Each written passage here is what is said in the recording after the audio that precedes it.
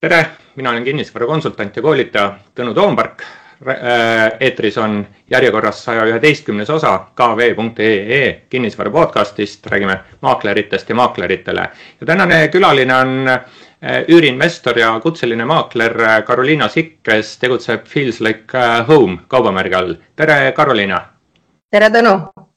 Ja saate teema üüriinvestor ja kutseline maakler, eks räägime siis üüriturust ja tööpealkirja ma lisasin niisuguse lisalause, kas oleme helge tuleviku ootuses. Eks me seda teemat proovime lahata, aga alustuseks ma, Karoliina, annan sulle võimaluse, et tutvusta ennast kuulajale, vaatajale paari sõnaga, et kes sa oled, mis sa teed, mis su kogemus kinnisvara valdkonnas on?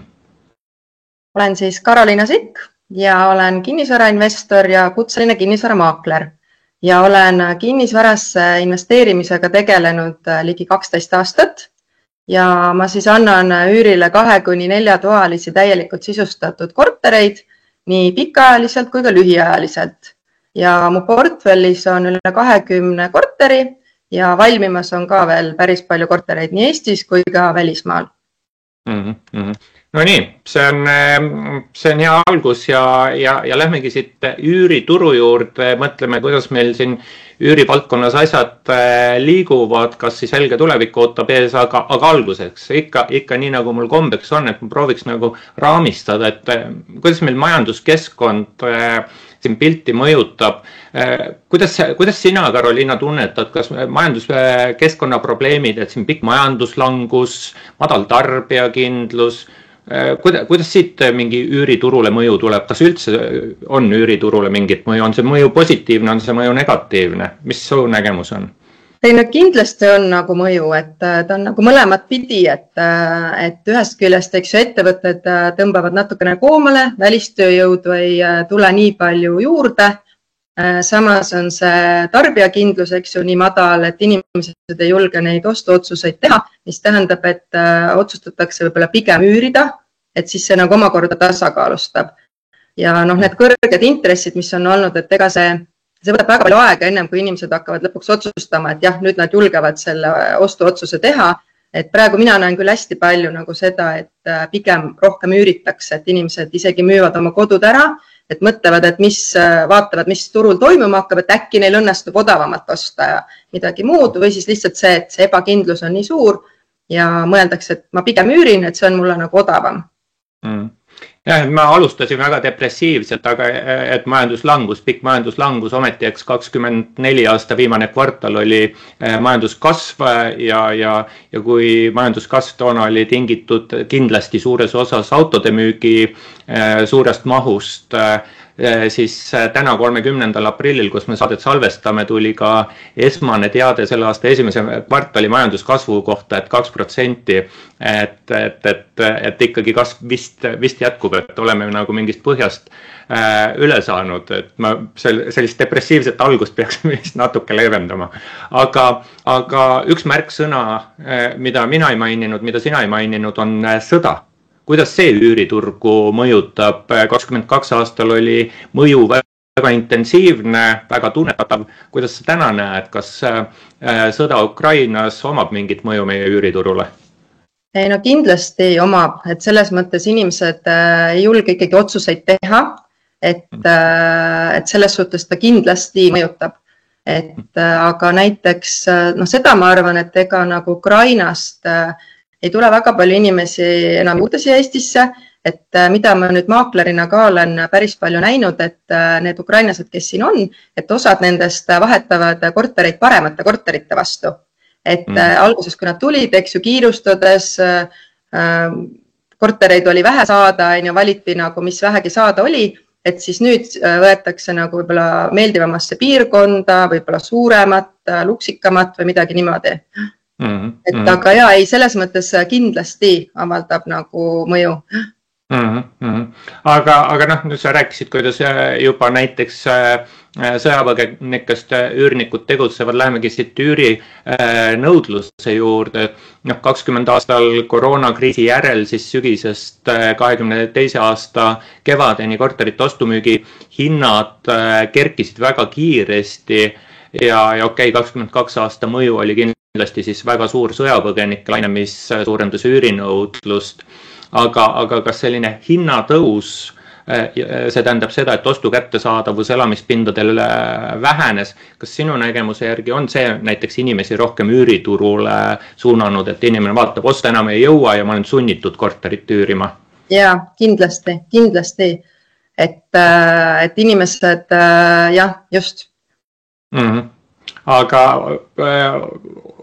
näed sa siin nagu midagi, et näiteks, et inimesed, mingi nooremad inimesed üürivad siis kauem või järjest vanemad on üürnikud või milles sa näed siin mõju, et siis üürinõudlus suureneb hinnatõusu tõttu?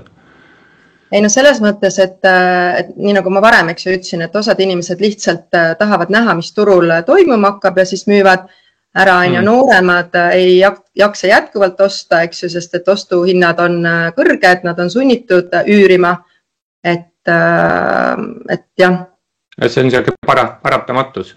Aga kui vaatame nüüd 25 aasta kevad, et seda, kus me praegu oleme, kuidas sa näed, kas üüripakkumine on siin väheneb või suureneb, kuidas see just pakkumise poolt ei tegelikult lükkaks ikka selle asja nõudluse suunda tagasi, et kas üürinõudlus on just suurenemas praegu või vähenemas, et kas kevad on siuke aeg, kus inimesed rohkem kortereid tahavad üürida? No ma arvan, et nõudlus on suurenemas, sellepärast, et pakkumist jääb vähemaks, et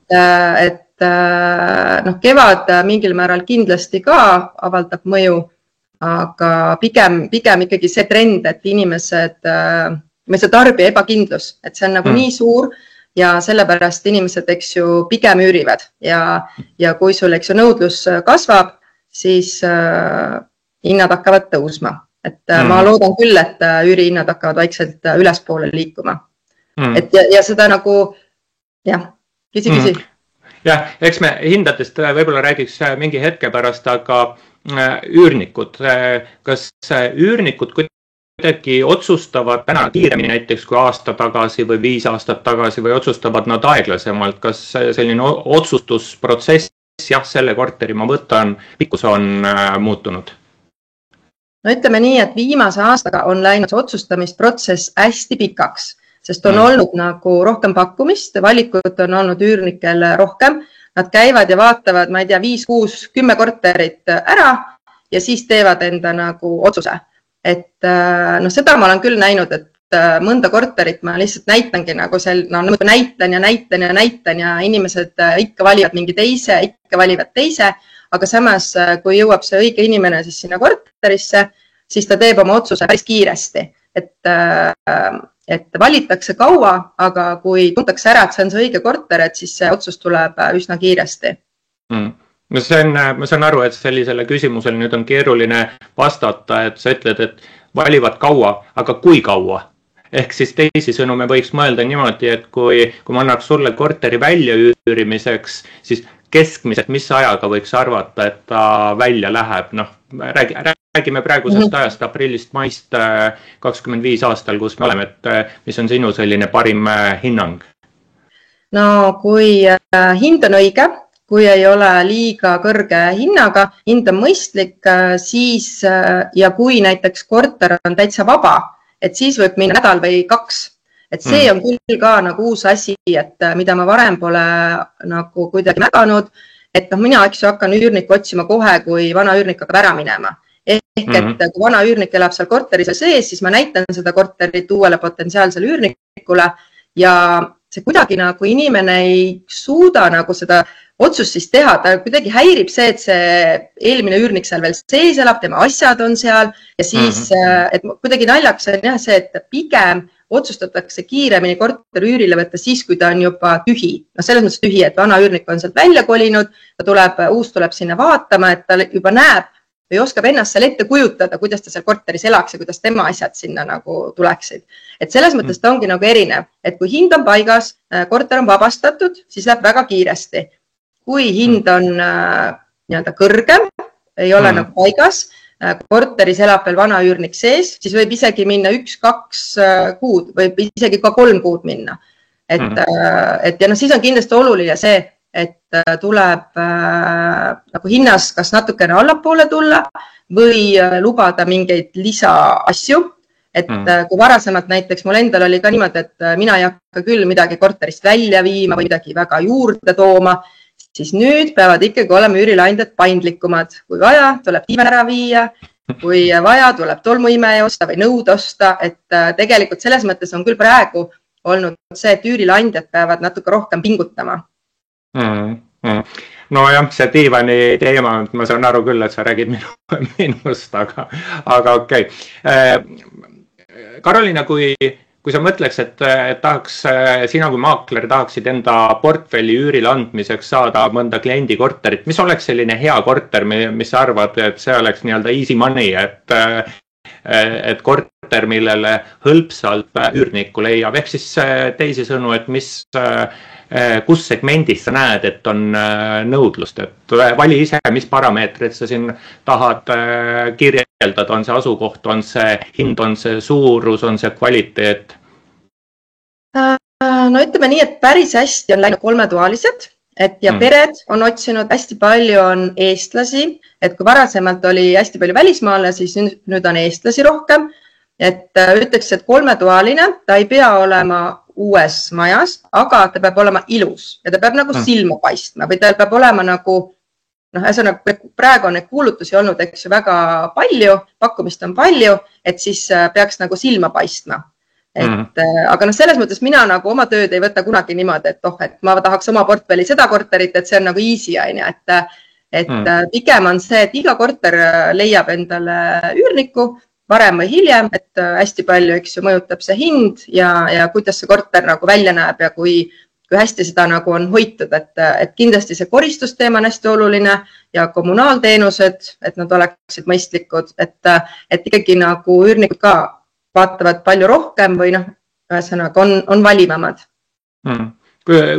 Ma praegu jäin su juttu kuulates mõtlema, et kui näiteks büroopindade turust räägitakse ja büroopindade turul on mingid keerulisemad ajad, siis hästi palju räägitakse sellest, et üürnikud kolivad kehvema pinna pealt parema pinna peale, nad saavad sama raha eest rohkem, võib-olla nad maksavad ka natuke rohkem, nad saavad palju paremat kvaliteeti, ehk siis keerulistel aegadel, kus turul on palju pakkumist või majanduses on mingid keerulisemad ajad, siis kannatavad eelkõige kehvema kvaliteediga, kehvema asukohaga pinnad. Kas sa tõmbaksid mingeid paralleele ka korterite üüriturule?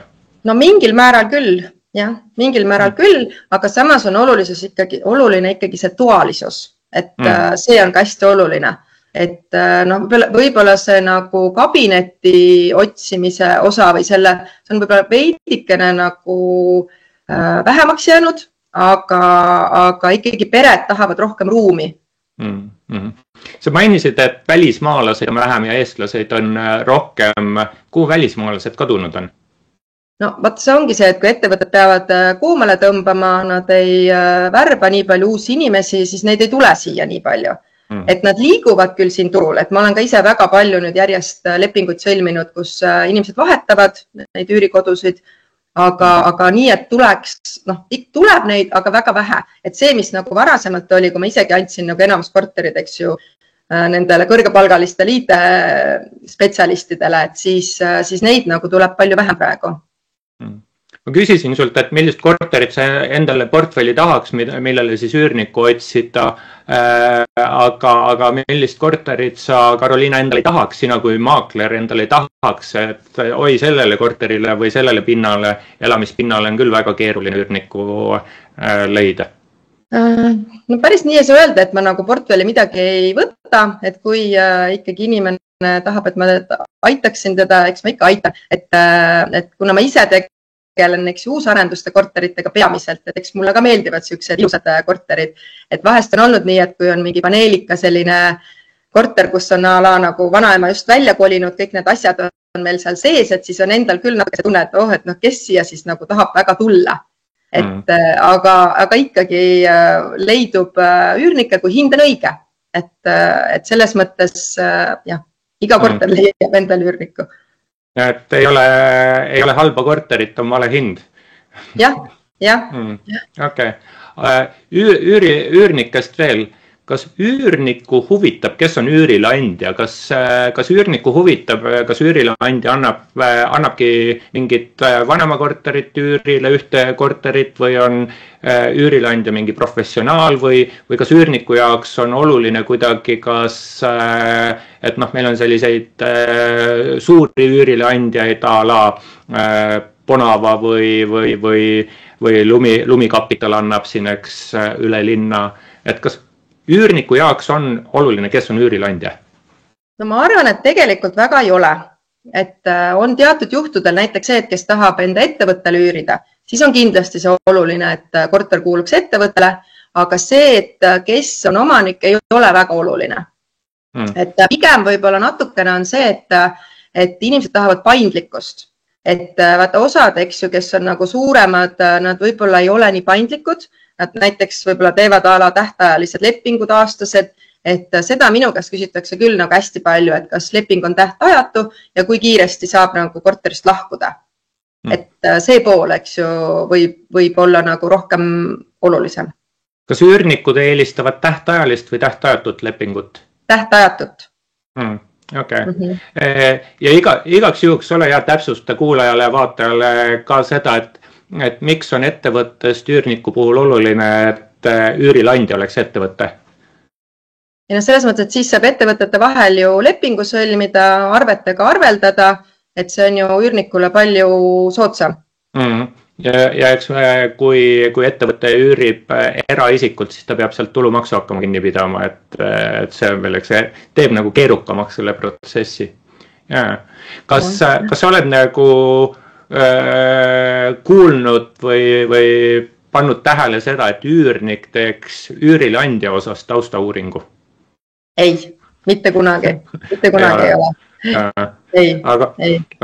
Aga tõenäoliselt, eks see, et vastupidi tehakse taustauuring, see võiks olla nagu selline must be igast üüritehingus. Ja, kindlasti. Aga liigumegi üürinõudluse juurest üüripakkumise juurde.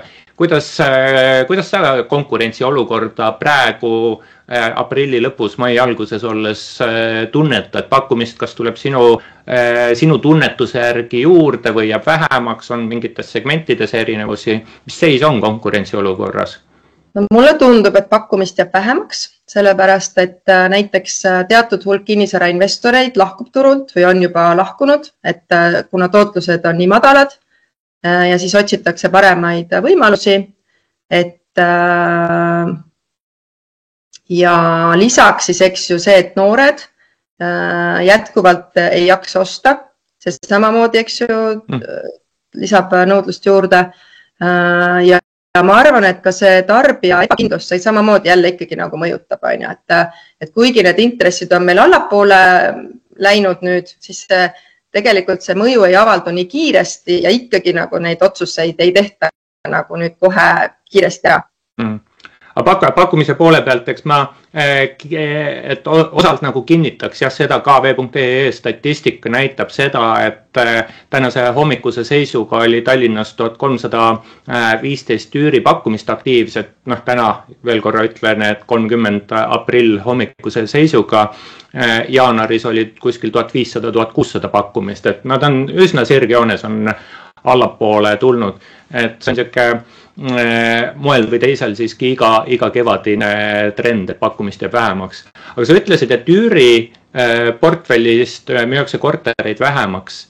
Oskad sa kuidagi, oled tähele pannud, et kes need üürileandjad on, kes oma üüriportfelli kas siis vähendavad või likvideerivad, et kas need on sellised hiljuti üüriinvestoriks hakanud inimesed või nad on mingid staažikad üürileandjad, kes vaatavad, et kuskilt saab paremat tootlust või on seal mingit ühist nimetajat, mida sina täheldanud oled? Nad on pigem need, kes on olnud kaua turul ja võib-olla vaatavad ka rohkem välismaale, kes on nagu nii-öelda hakkajamad, et ega see välismaale ostmine ka ei ole, eks ju, väga lihtne. Et pead ju endale selle riigi seadused selgeks tegema, selle turu, et jah.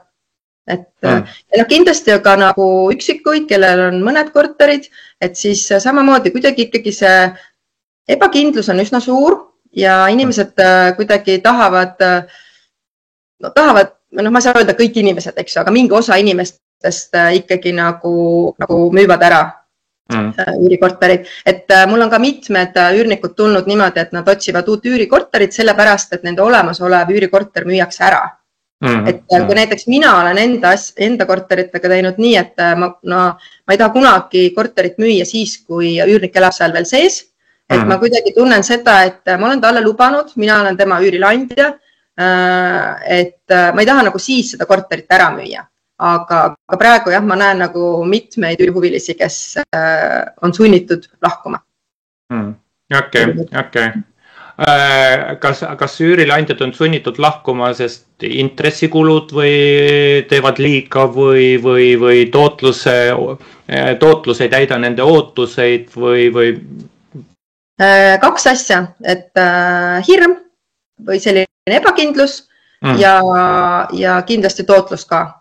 Võib-olla seal välismaal, ja see natuke hajutatus, eks ju, et ega seal välismaal ei pruugi olla see, et need tootlused tulevad nagu lõppkokkuvõttes paremad, aga võib-olla natuke sellist meelerahu, et mingi osa siis portfellist on mujal riigis, et kõik ei ole siin ainult Eestis.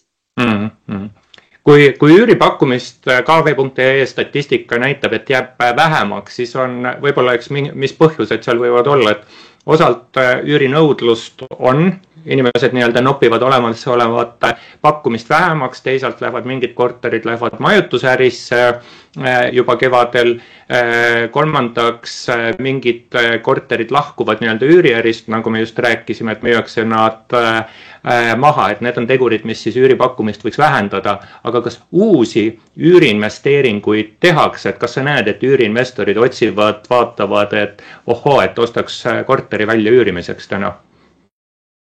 Tehakse, aga kindlasti oluliselt vähem kui ütleme siis viimase 5 aastaga. Ja mida ma arvan, et on ka see, et pigem ei osteta veel väga palju uusarendustesse, vaid järelturu kortereid. Et ma ise olen ka mitu korterit müünud, et selline umbes kuni 150 000 eurot maksud korterid lähevad üsna hästi. Ja neid küll ostavad investorid juba. 150 000 sellest sükest uue turuga konkureerivad kahetoalist ei saa, et mis korterid ostetakse, on need nõukogudeaegsed korterid, on need uued ühetoalised või ütleme sellised uuepoolsed ühetoalised, mis korterid ostetakse? Jah, et uuepoolsed, mitte nagu paneelikates on ju, aga mis ma mõtlen kohe, ütleme jah, 10 aastat vanad, natuke rohkem isegi, et nendesse, jah. Siuke 1-2 toalised, et suuremad selle raha eest ei saa. Et näiteks üks ühetoaline, mis oli väga hea planeeringuga, läks küll nagu nii kiiresti ostati ära, et... Me praegu oleme rääkinud sinu kui kinnisvaramakleriga, aga Karoliina, kas sa ise täna mõtled selle peale, et ostaks mõne korteriportfelli juurde Tallinnasse ja annaks üürile?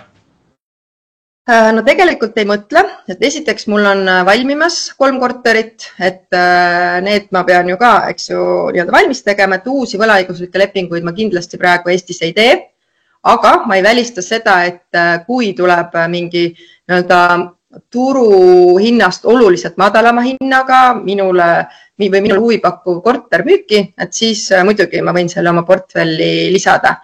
Et ma võin siia ühe näite ka rääkida, et ma kuulasin tagantjärgi selle meie 2 aastat tagasi tehtud podcasti ära, et siis sina just küsisid mu käest, et kas sa samasse majja ei taha osta, ja siis ma sulle ütlesin, ei, et ma ei saa ju osta samasse majja, kus on keegi teine juba korteri ära sisustanud, sest et ma tahan ise sisustada kortereid. Siis tegelikult selle sama viimase 1,5 aastaga ma olen 2 korterit ostnud samasse majja, kus mul juba oli korter olemas. Et jah, naljakas, et läks nii, et ei, et ma ei osta, aga sattus nii, et arendajal oli veel üks korter müümata ja ma nägin seal head võimalust, et kuna ma pakun selles samas majas majutusteenust, siis oli mõistlik osta samasse majja, samasse trepikotta veel üks korter, et palju efektiivsem on seal nagu majandada, et panipaik, kus siis on kõik pesud ja asjad, et koristaja saab seal nagu toimetada ja siis nüüd detsembris ostsin samasse majja veel ühe korteri samasse trepikotta, et seda ma nüüd ei ostnud arendaja käest, et seal oli juba nagu vaheinimene vahel, kes oli selle ostnudki siis nagu raha teenimise eesmärgil, et muidugi oli numbreid valus vaadata, et kui mina esimese korteri võlaõigusliku lepingu tegin, see oli siis nüüd ütleme juba, ma arvan, 4 aastat tagasi, et siis oli see ruuduhind 3400 eurot, et nüüd ma pidin maksma 5000 eurot ruut. No näed, no näed. Aga lõid vähemalt võrdlusbaasi samasse hoonesse, et siis ka oma vanakorter kõrgemas väärtuse klassi hinnata ümber.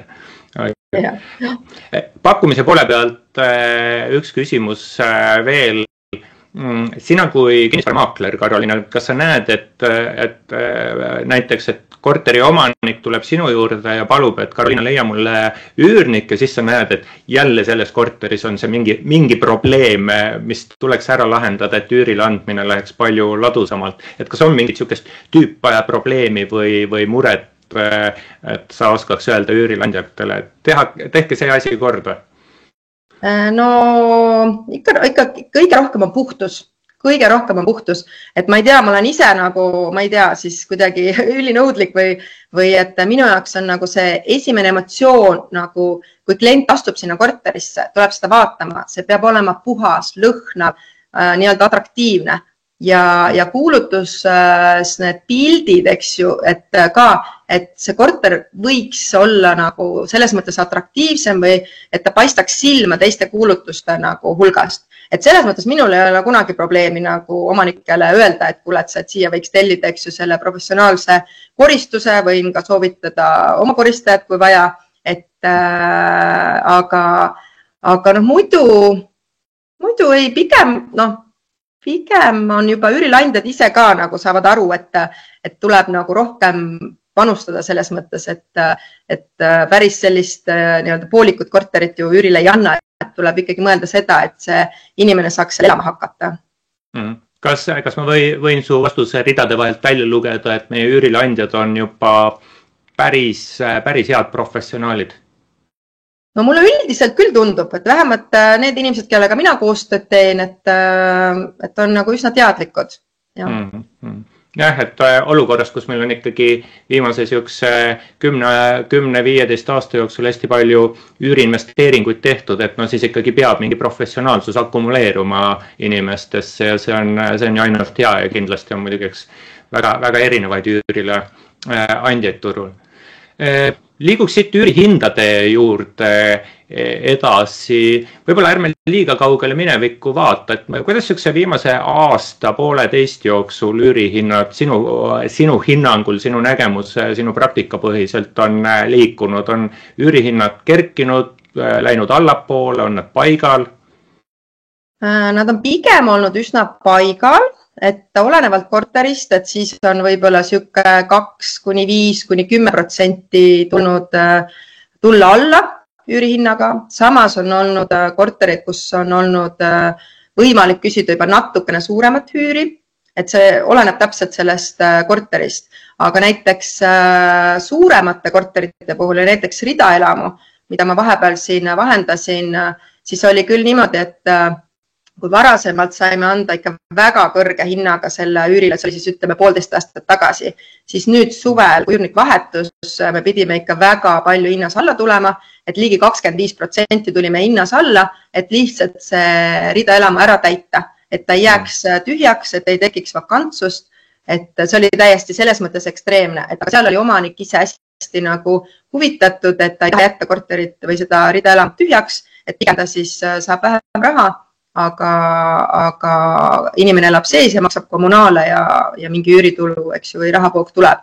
Et aga muidu üldjuhul jah, pigem on hinnad seisnud paigal, mis ongi selles mõttes väga valus, eks ju, üüriinvestorile, et korterite hinnad on nii kõrged ja samas üürihinnad ei ole tõusnud, et nad tegelikult on liiga madalad, et see ka hoiab kindlasti need üüriinvestoreid ka nii-öelda turult natukene rohkem eemal. No jah, et kui ma vaatan KV.ee statistikat, siis praegune selline 14 eurot ruutmeetri eest keskmine üüripakkumiste hind, see on umbes täpselt sama palju kui 22 aasta alguses enne siis sõjapõgenike lainet ja samal ajal, eks, et korterite ostumüügi hinnad on läinud üles, okei, nad on oma tipust pisut allapoole tulnud. ja eks minagi olen oma Excelit teinud ja pannud ikkagi mingi iga-aastase üürihinna tõusu oma Excelisse sisse, mis tõeks pole osutunud. Aga kui me nüüd mõtleme, et okei, et hinnad on siin püsinud paigal või kuskilt allapoole tulnud, mis sa arvad, et kuidas meil siin nüüd eeloleva siukse pooleteist aasta jooksul võiks hinnad edasi liikuda ja kui me andsime konteksti siin nii nõudluse poole pealt kui pakkumise poole pealt, mis hindadest edasi võiks saada? No tõusta ikka võiksid. Kas sa prognoosid, et tõusevad või on see sinu soov? Minu soov see kindlasti oleks, et nad tõuseksid ja samas nagu seda kogu situatsiooni vaadates, siis nad peavad tõusma, et see ei ole nagu varianti, et kui palju kortereid turult nagu läheb ära, üüriturult, nõudlus või pakkumist jääb vähemaks, see on ju selge märk, et siis hinnad peaksid tõusma. Kas sa praegu tunnetad kuidagi täna mingit võimalust hinda tõsta, ütleme viimase poole või aastaga võrreldes? Kas sa näed, et täna saab rohkem küsida kui pool aastat tagasi, aasta tagasi või hinnatõus on alles ees tulemas? Ma arvan, et hinnatõus on alles ees tulemas, et mina olemasolevaid üürnikke praegu ei torgiks hetkeseisuga, et jah, kui üürnik vahetub, siis kindlasti ma küsiksin nagu suuremat üüri, mida ma olen kogu aeg teinud, et kui üürnik vahetub, siis ma panen nii-öelda korteri üüriturule veidi kõrgema hinnaga. Et eks see oleneb, igaüks peab vaatama nagu oma seda seisukohalt, eks ju, kui kliendiga on kõik hästi, ta on väga rahul selle üürnikuga, siis pigem ära torgi selle mõnekümne euro pärast, et lõpuks võib olla see, et on hoopis korter tühi mingi aeg, vakantsus tõuseb, et jah. Kas, et okei, et kujutame ette nüüd, et sa hakkad korterit üürile andma täna ja mis on ja hinna paned kõrgema, kui see oli aasta tagasi, kas hinda alla ka täna räägitakse, et kas siis üürnik saaks hinna aastatagusele tasemele alla rääkida? Olemasolevad üürnikud minul küll mitte keegi pole küsinud hinda alla, et see on super, et eelmine kord ma mäletan, eks ju see 2008, 2007, 2008, siis küll mul oli üks korter siis üürile antud, et kogu aeg üürnik küsis alla, see oli küll nagu nii, et lõpuks oli põhimõtteliselt see üür nagu olematu, aga mul oli oluline, et ta neid kommunaale mul seal maksaks, et siis täna ma seda kindlasti ei näe, et Aga ma mõtlesin tegelikult oma küsimusega seda, eks, et sul on vakantne korter ja sa paned eelmisest hinnast kõrgema hinna ja siis uus potentsiaalne üürnik tuleb hinda alla küsima. Kas üürnikud täna küsivad hinda alla, kas nad laskuvad hinna läbirääkimistesse? Jaa, kindlasti. Enamus laskuvad, jah. Et ikka püütakse nagu paremat hinda saada, jah. Meil on olnud aegu siin, ütleme 2017 kuni 2019, ega siis ikkagi oli tavaline, et korter läks üürile hinnakirja järgse hinnaga, aga eks praegu võib-olla on üürileandjad ikkagi mõnevõrra rohkem kui toona. Kas hinna läbirääkimised on tulnud selleks, et jääda ehk ikkagi enamasti tuleb midagi alla anda või see on lihtsalt praeguse aja probleem, et hinda alla kaubeldakse? Ma arvan, et see on lihtsalt praeguse aja probleem olnud sellepärast, et pakkumist on lihtsalt palju. Et kui üürnik hakkab otsima korterit, ta vaatab, et nii palju on pakkumises ja ta saab ju ka aru, et kõik ju tahavad nii-öelda teda, et siis see on ju selge see, et ta saab ju hinda kaubelda. Ja lihtsalt mõni inimene nagu on selline, kes põhimõtteliselt ei kauplegi üldse, et hind on see, siis on see, aga väga paljud ikkagi nagu kauplevad. Ja kusjuures mul on huvitav olnud niimoodi, et näiteks ühe korteriga oli, et muudkui näitasin erinevatele inimestele, siis tuli üks huviline, kes ka sobis meile ja tema hakkas hinda kauplema. Ja siis läks nagu paar päeva aega selle hinna kauplemise peale ja tuli uus huviline, kes ei kaubelnud hinda kohe samal päeval ja tegelikult juhtuski nii, et me andsime korteri sellele uuele inimesele, kes hinda ei kaubelnud ja kahjuks jäi korterist ilma see, kes kauples seal oma 50 eurot. Võib ka juba niipidi hakata minema, eks ju, et see on küll naljakas, et vahest või tihtipeale juhtub nii, et keegi ei soovi seda korterit ja siis äkki tuleb mitu huvilist korraga. Ja siis on jälle see tunne, et issand, et keegi jääb ilma, et mis ma nüüd talle annan, ja siis polegi midagi äkki anda sellele üürnikule, kes korterist ilma jäi.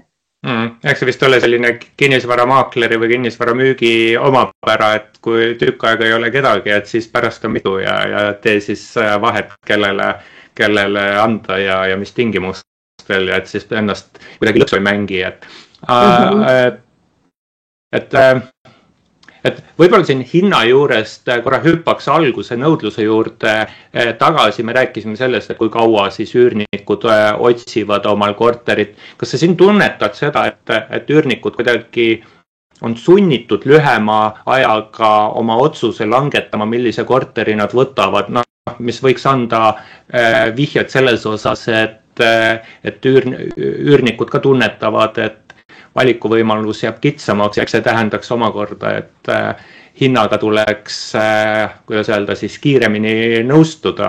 Et kas sa näed siin midagi üürile andmise perioodi lühenemise seos siin kuidagi selle hinnajutuga, mis me rääkisime?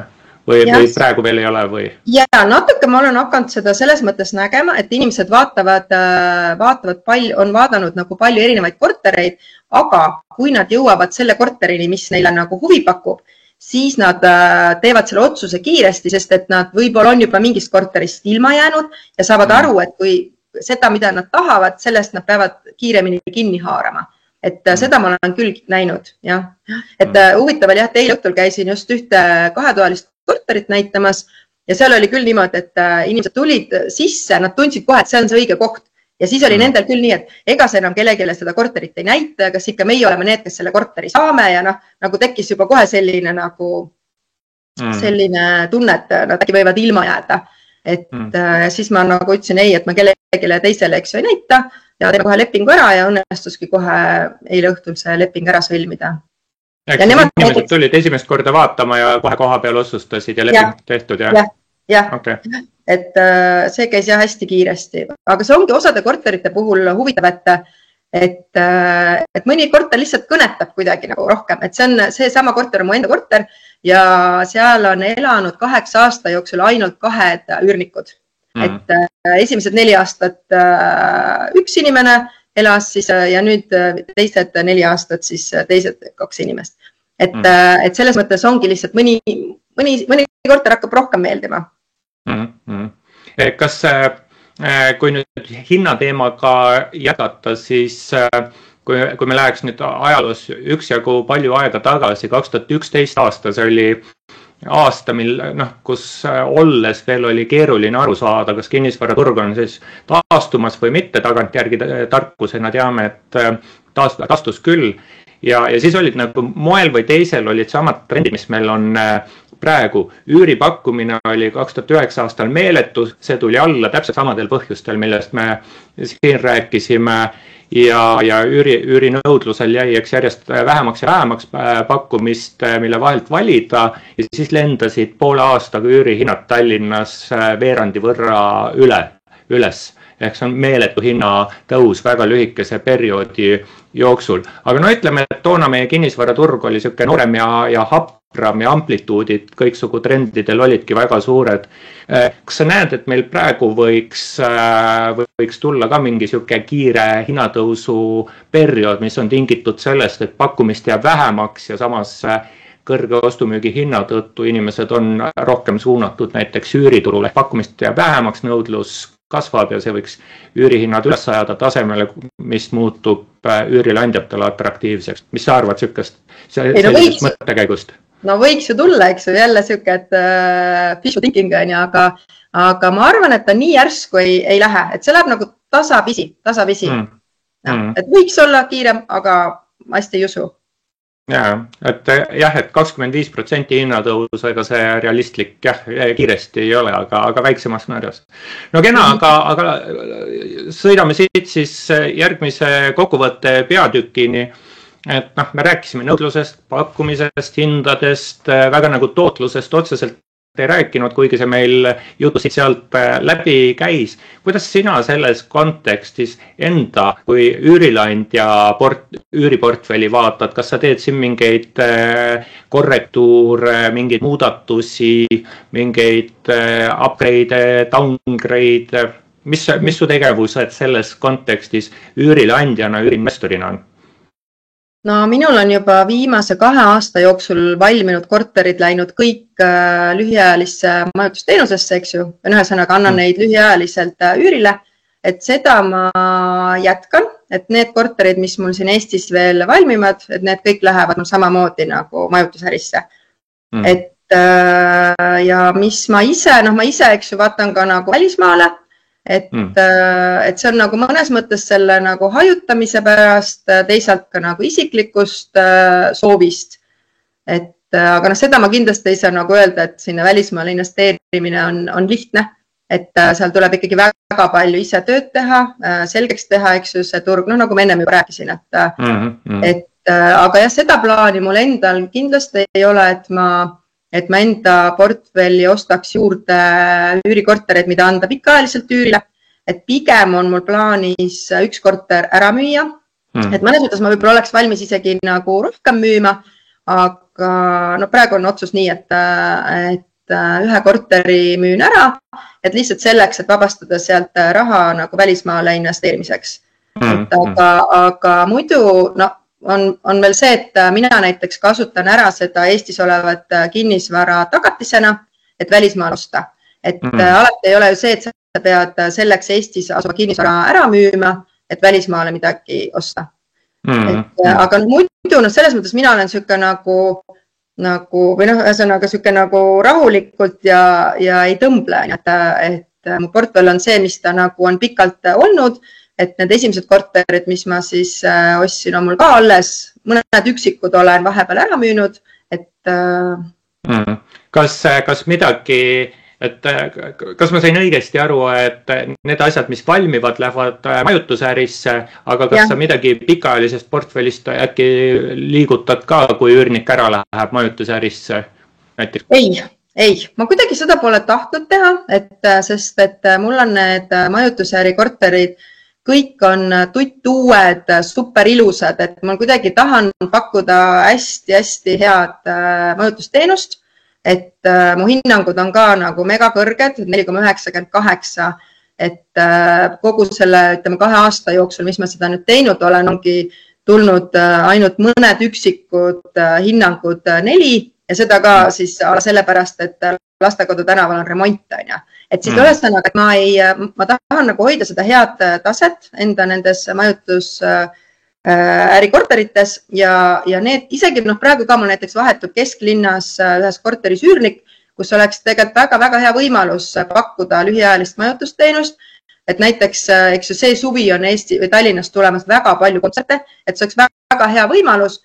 Aga ma kuidagi nagu, see tähendaks minu jaoks seda, et peaksin ukse lukku näiteks ära vahetama, et ma kindlasti ei lähe võtmeid andma, mul on, eks ju, kõik tehtud kaugjuhitavalt. Ja lisaks ma peaksin sinna korterisse ju panema palju rohkem asju juurde, et mis iganes nõusid, voodipesusid ikkagi nagu valmistama selle korteri ette. Ja kuidagi, ma ei tea, minu jaoks on nagu see, et see lühiajalise majutusteenuse äri on minul see nagu maksu teemal alustatud, et siis ma ei taha neid nagu segi ajada nende vanade korteritega. Ja, et käibemaksu teema, eks mõjutab üsna oluliselt seda mängu. Kuidas, et niimoodi kuidagi kokkuvõtlikult, kuidas sa üürileandjana ja kinnisvaramaaklerina vaatad 25 aastat ette just üürituru mõttes Tallinnas, et mis sa põnevat näed toimumas on meil siin lähitulevikus? No selles mõttes ma näen ikkagi nagu positiivselt, et kuna, nagu enne rääkisime, eks ju, et kuna seda pakkumist jääb vähemaks, et siis tegelikult need, kes tahavad ikkagi olla siin üürileandjatena, siis ma arvan, et nende elu läheb paremaks. Et mida ma nagu veel nõudluse poole pealt näen, et nõudlust on rohkem selliste keskpikkade üürilepingute järele. Või ühesõnaga, inimesed otsivad 1, 2, 3, 4 kuuks korterit. et selles mõttes see on nagu selle pika ja lühiajalise vahepealne, et minul on näiteks sinna lühiajalistesse korteritesse, mul on 5 korterit antud üürile lühiajaliselt, on väga palju tulnud selliseid 1, 2, 3 kuud üürnikke ja seal on tegelikult nagu see probleem, et kui mul on vahepeal seal nagu ütleme suveks mingid üksikud broneeringud seal juba peal, siis ta ei saa tulla, eks ju. Et siis mul on nagu väga palju päringuid, et inimesed tahavad selliseks keskpikaks ajaks nagu korteri üürile võtta. Et see on küll nagu see, ma arvan, turu osa, mis on hetkel täitmata. Anna mingi vihje, kes on inimesed, kes tulevad 1 kuni 5 kuuks? Kuidas sa nüüd kirjeldad mingite märksõnadega? Kes need on, kes selliseks perioodiks korterit soovivad?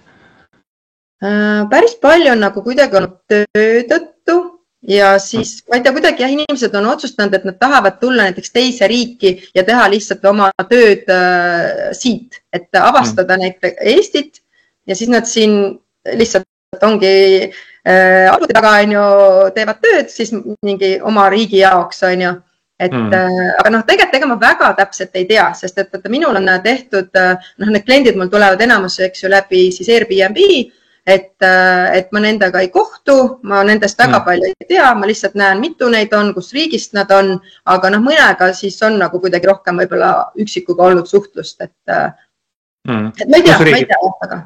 Kus riikidest nad on? Igat poolt, mul, issand jumal, täitsa igat poolt, risti-rästi. Olgu. Aga need kõige kokkuvõtteks ma ikkagi alati saatekülaliselt küsin mõne soovituse või nõuande või mõtte turuosalistele nii kitsalt või laialt, kui sa ise soovid, et mis mõtte sa annaksid meie saatest kuulajatele, vaatajatele kaasa? No mina võib-olla ütleks seda, et ei tasuks liiga pessimistlik olla, et tehke oma tööd rõõmuga, olge õnnelikud ja nautige elu. Et kuidagi ei tasu lasta endale seda nagu negatiivsust või sellist ebakindlust või nagu halba sisse, et olge õnnelikud. Väga hea soovitus, arvan ma. Ja eks tõmbamegi siin joone alla meie saatele 111. osa KV.ee kinnisvara podcastist oli eetris üüriinvestor ja kutseline kinnisvaramaakler Karoliina Sikk. Karoliina tegutseb Feels Like Home kaubamärgi all, siis Karoliina aitas meil üürituru nõudluse pakkumise hindade teemat lahata.